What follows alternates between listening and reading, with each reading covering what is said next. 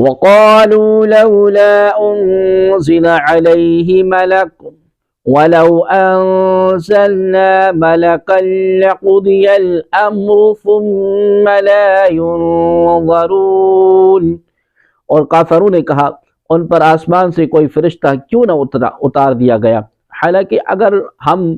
کوئی فرشتہ اتارتے تو فیصلہ کر دیا جاتا، پھر انہیں مہلت نہ دی جاتی۔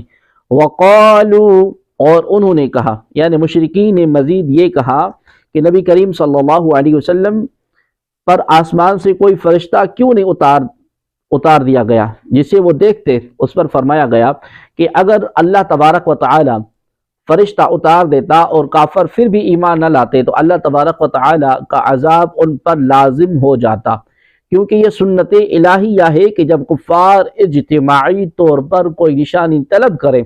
اور اس نشانی کے ظاہر ہو جانے کے بعد بھی ایمان نہ لائیں تو عذاب واجب ہو جاتا ہے اور وہ ہلاک کر دیے جاتے ہیں۔ چنانچہ اگر کافروں کا مطالبہ پورا کر دیا جاتا اور پھر بھی ایمان نہ لاتے تو انہیں ایک لمحے کی بھی مہلت نہ ملتی اور ان سے عذاب مؤخر نہ کیا جاتا۔ یاد رہے کہ کافروں نے ایسے فرشتے کے اترنے کے مطالبہ کیا تھا جو ان کافروں کو بھی نظر آئے اور اسی کا رد کیا گیا تھا، ورنہ حضور اکرم صلی اللہ علیہ وسلم پر ایک کیا بہت سے فرشتے نازل ہوتے تھے اور بسا اوقات انسانی شکل میں حاضر ہوتے تھے جنہیں صحابہ رضی اللہ تعالی عنہم بھی دیکھتے تھے۔ ان کفار کا مطالبہ یہ تھا کہ فرشتے اپنی اصلی صورت میں آئے اور ہم اسے اسی صورت میں دیکھیں۔ یہاں ایک سوال ہے کہ کفار نے بہت سی نشانیاں طلب کی جو پوری بھی ہوئیں، جیسے چاند کے 2 ٹکڑے ہونا وغیرہ، اور اس کے بعد وہ ایمان بھی نہ لائے، تو ایسی صورت میں آیت میں بیان کردہ حکم کے مطابق تو سب کو ہلاک کر دیا جانا چاہیے تھا، لیکن ایسا نہیں ہوا۔ تو آیت کا مطلب کیا ہے؟ پھر ان معجزات کے دکھائے جانے کا مطلب کیا ہوا؟ اس سوال کا جواب یہ ہے کہ نبوت پر دلالت کرنے والی نشانی 2 طرح کی ہیں، ایک عام نشانی، دوسری خاص۔ عام نشانی وہ ہے جس کا تمام لوگ مطالبہ کریں، یا سب مطالبہ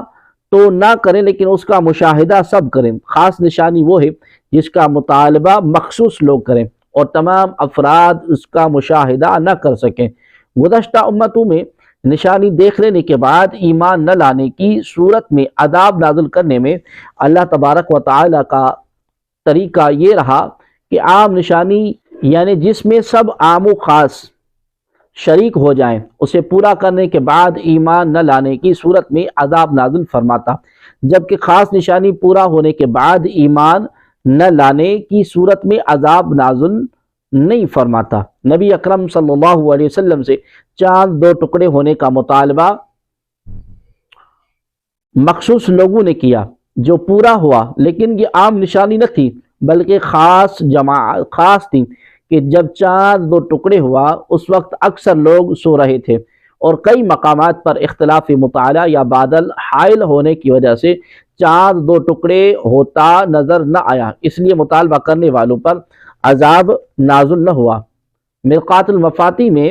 یہی عبارت شرح سنہ سے منقول ہے۔ اس کی روشنی میں ابو جہل یا دیگر کفار کے مطالبات کو دیکھا جائے تو وہ